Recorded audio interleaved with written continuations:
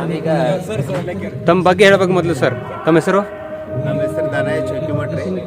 Gulbarga ಯೂನಿವರ್ಸಿಟಿಯಲ್ಲಿ guest lecture ಆಗಿ ಶಿಲ್ಪಕಲೆಯಲ್ಲಿ ಅತಿಥಿ ಉಪನ್ಯಾಸಕರಾಗಿ ಸೇವೆ ಸಲ್ಲಿಸ್ತಾ ಇದ್ದೀರಿ.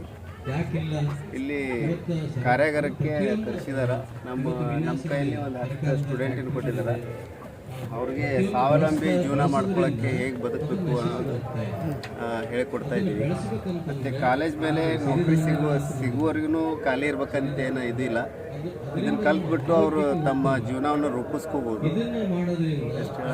ಇದು ಎಷ್ಟು ವರ್ಷಗಳ ಅನುಭವ ಸರ್? ಎಷ್ಟು ವರ್ಷದಿಂದ ಈ ವರ್ಕನ್ನು ಮಾಡ್ತಾ ಇರುತ್ತೆ? ನಾವು ಸುಮಾರು 18 ವರ್ಷದಿಂದ ಈ ಶಿಲ್ಪಕಲೆಯಲ್ಲಿ ಸೇವೆ ಸಲ್ಲಿಸ್ತೀವಿ. ಓಕೆ, ಇದು ಮಾಡ್ಬೋದಾ ಸರ್ ಒಂದ್ಸರಿ? ಹಾಂ, ಓಕೆ, ಅದೊಂದು ಇದು ಮಾಡ್ಕೊ.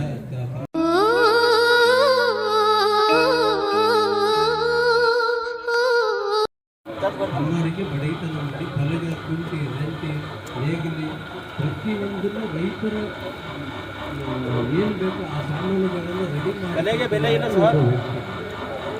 ಅವ್ರ ಜೊತೆಗೆ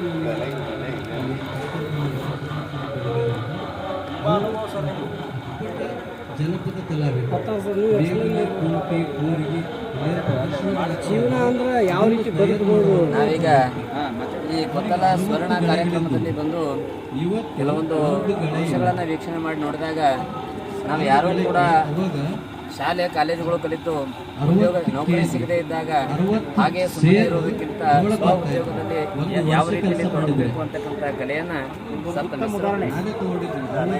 ಆ ಕಲೆಯನ್ನು ಈ ದಾನಯ್ಯ ಚೌಕಿಮಠ್ ಸರ್ ಅವರು ನಮಗಿಲ್ಲಿ ರಿಯಲ್ ಆಗಿ ತೋರಿಸ್ಬಿಟ್ಟಿದ್ದಾರೆ. ಒಂದು ಮುಖ್ಯ ಉದಾಹರಣೆ, ಯಾಕಂದ್ರೆ ಅವರು ಕೂಡ ಒಬ್ಬ ಕಾಲೇಜು ಉಪನ್ಯಾಸಕರಾಗಿ ಕೂಡ ಏನಪ್ಪ ಅಂತಂದ್ರೆ ಇಂತಹ ಕಲೆಯನ್ನು ಮಾಡ್ತಾ ಇದ್ದಾರೆ ಅಂತಂದ್ರೆ ಅವರಿಗೆ ತುಂಬಾ ಧನ್ಯವಾದಗಳನ್ನು ಹೇಳಲಿಕ್ಕೆ ಇಷ್ಟಪಡ್ತೀನಿ.